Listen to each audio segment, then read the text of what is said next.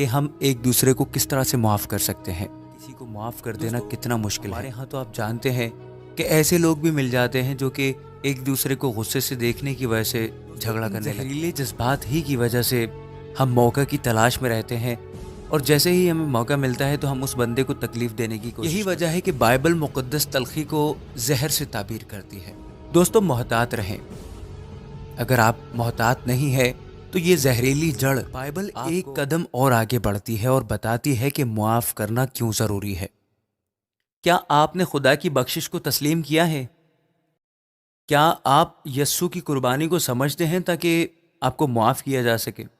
खुदावंद यस्सु अल-मसीह के ज़िंदा और जलाली नाम में आप तमाम बहनों और भाइयों की सलामती हो। चैनल गॉड इज़ लव से दोस्त करता हूँ कि आप सब खैरियत से होंगे और खुदा के कलाम में बढ़ रहे होंगे।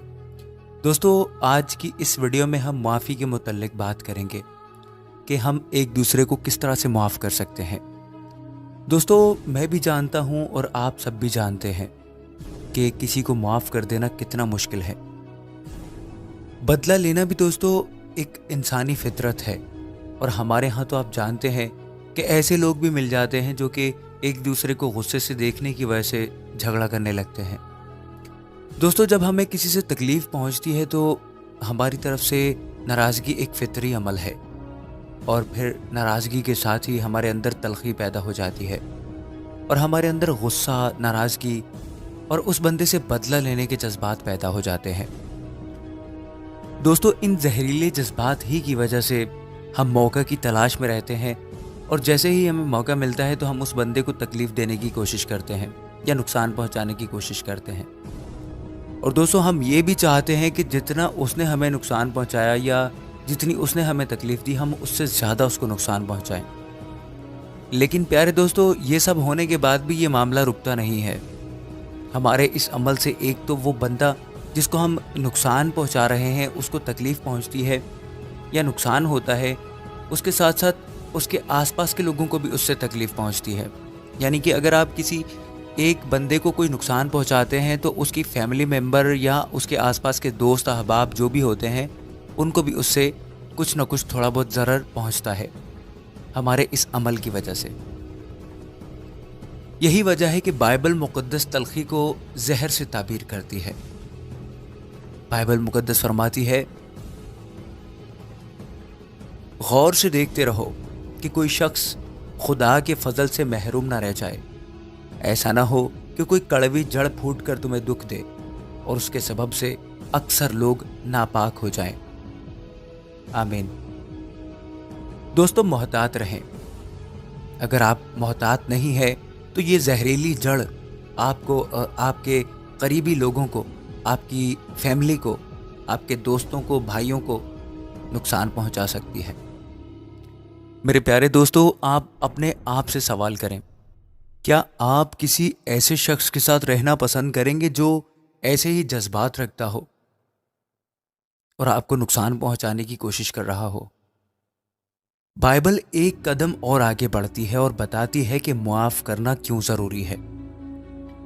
बाइबल फरमाती है, हर तरह की तल्ख मिजाजी और कहर और गुस्सा और शोर व गुल और बदगोई, हर किस्म की बदख्वाही समेत तुमसे दूर की जाए।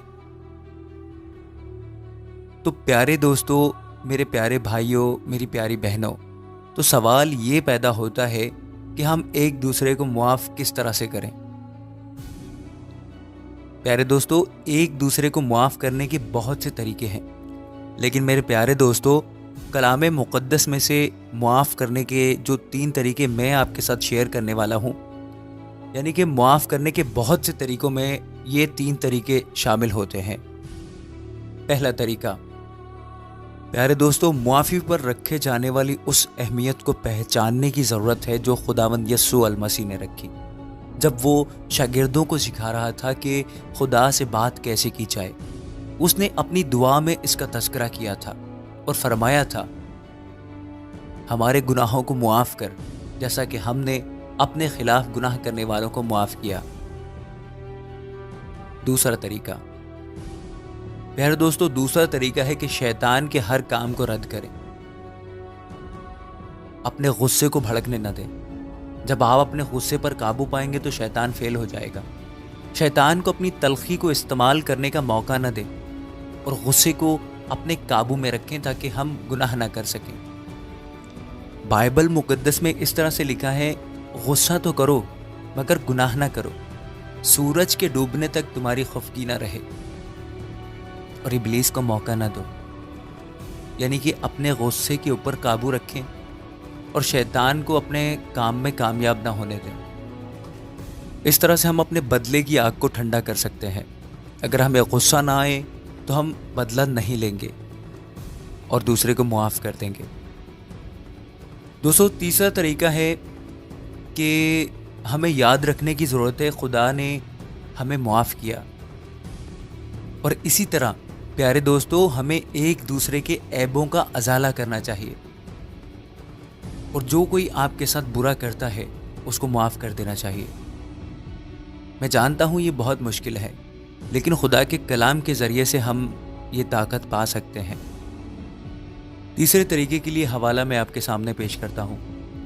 اگر کسی کو دوسرے کی شکایت ہو تو ایک دوسرے کی برداشت کرے اور ایک دوسرے کے قصور معاف کرے۔ جیسے خداوند نے تمہارے قصور معاف کیے ویسے ہی تم بھی کرو۔ تو پیارے دوستو، میں نے 3 حوالے آپ کے سامنے پیش کیے اور ان تینوں کو آپ ایک بار پھر پڑھیں۔ پیارے دوستو، یہ 3 حوالے آپ کو ایک دوسرے کو معاف کرنے میں مدد فراہم کریں گے۔ آخر میں دوستو چند سوالات ہیں جو میں آپ کے ساتھ شیئر کروں گا، لیکن اس سے پہلے آپ تینوں حوالوں کو دوبارہ سے چیک کر لیں۔ کیا آپ نے خدا کی بخشش کو تسلیم کیا ہے؟ کیا آپ یسوع کی قربانی کو سمجھتے ہیں تاکہ آپ کو معاف کیا جا سکے؟ اگر نہیں تو دیر نہ کریں۔ میرے پیارے دوستو، خداوند یسوع المسیح کی قربانی کو یاد رکھیں اور ان الفاظ کو بھی جو اس نے صلیب پر کہے۔ یسوع نے کہا، اے باپ، ان کو معاف کر کیونکہ یہ نہیں جانتے کہ کیا کرتے ہیں۔ دوستو، میں ویڈیو ختم کر رہا تھا تو مجھے میرے مسیح کا ایک اور فرمان یاد آ گیا، سوچا یہ بھی آپ کے ساتھ شیئر کر دیا جائے۔ پیارے مسیح کا یہ فرمان بھی آپ کو معاف کرنے کی طاقت دے گا۔ تو پیارے دوستو، خداوند یسوع المسیح فرماتے ہیں، اگر تمہارا بھائی ایک دن میں 7 بار بھی گناہ کرے اور 7 دفعہ آ کر تم سے معافی مانگے، تم اس کو معاف کر دو۔ دوستو، پیارے مسیح کے اسی فرمان کے ساتھ میں اپنی اس ویڈیو کا اختتام کرتا ہوں اور دعا کرتا ہوں کہ خدا ہم سب کو ایک دوسرے کو معاف کرنے کے قابل بنائے، نہ صرف اپنوں کو بلکہ ان لوگوں کو بھی جن سے ہمارا کوئی رشتہ نہیں ہوتا۔ خدا ہمیں ایسا کرنے کی توفیق عطا فرمائے، خداوند یسوع المسیح کے نام میں، آمین۔